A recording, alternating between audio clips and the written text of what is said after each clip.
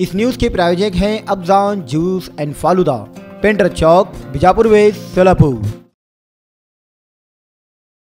आज़ादी Bachao news channel में सभी दर्शकों का स्वागत है। सोलापुर शहर भवानीपेट परिसर के मराठा बस्ती, मुकुंद नगर, राजीव गांधी नगर, जम्मू बस्ती और बसवंती फ्लैट के इलाकों में खराब ड्रेनेज की समस्या को लेकर पिछले कई सालों से लोग नई लाइन जोड़ने की मांग की थी, जिसके बाद यहां पर शासन ने निधि तो पास किया हुआ था, लेकिन पूरी तरह से यहां पर निचले दर्जे का काम हो रहा है, जिसको लेकर विश्वभूषण कांबळे ने गंदे पानी में बैठकर विरोध जताया। वर्षापासून समस्या आम्ही वेळोवेळी महापालिकेच्या आयुक्तांना निवेदन दिलं, या गोष्टी त्यांना पूर्णपणे जाणीव करून दिली की आम्हाला या भवानीपेठ परिसराला कुठलाही वाली किंवा नगरसेवक, कुठला प्रतिनिधी किंवा सामाजिक कार्यकर्ता या परिसराला नाही।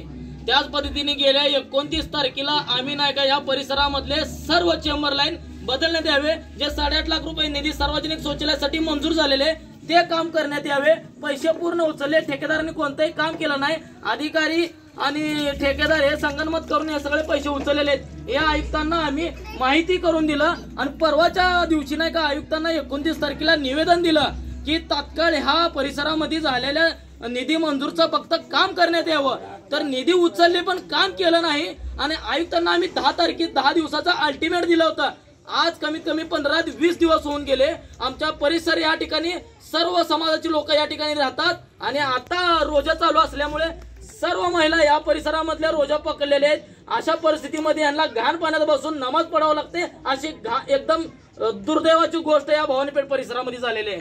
तसेच त्या पद्धतीने स्वयंपाक घरामध्ये घाण पाणी जात आहे।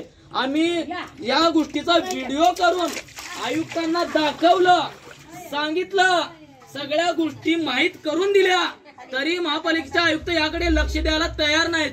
त्याच पद्धतीने या ठिकाणी लहान लहान शिफ्टीच्या आळ्या पण आहेत, हे पण आम्ही दाखवून दिलं, तरी आमची का दखल घेत नाही।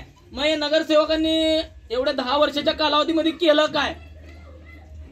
नगरसेवकांनी, अधिकाऱ्यांनी याने दोघांनी संगनमत करून, ठेकेदारांनी संगनमत करून आतापर्यंत भवानीपेठला फक्त मातीत घालण्याचं काम केलेलं आहे। सर्व समाज या सगळ्या लोकांना दिशाभूल करून सगळ्या लोकांचं नुकसान या ठिकाणी नगरसेवकांनी केलेलं आहे, जेणेकरून आता जर कुठला नगरसेवक या ठिकाणी आला तर आम्ही त्याला नका तोंडाला काळ फासून त्याला मारल्याशिवाय आम्ही या ठिकाणी राहणार नाही। आणि तात्काळ 8 दिवसाच्या जर काम नाही झालं, तुमच्या हातनं काम होत नसलं तुमच्या खुर्च्या खाली करा।